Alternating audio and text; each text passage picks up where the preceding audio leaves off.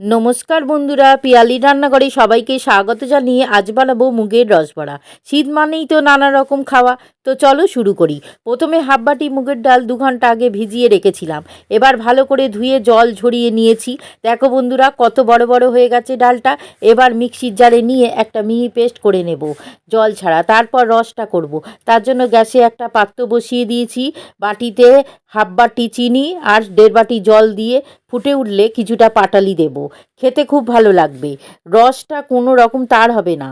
এবার ডালটা খুব ভালো করে ফেটাবো। যখন হালকা হয়ে যাবে, রঙটাও একটু হালকা লাগবে, তখন কিছুটা বাড়িতে বানানো ক্ষীর দেব আর সামান্য লবণ দিয়ে খুব ভালো করে আবারও একটু ফেটিয়ে নেব।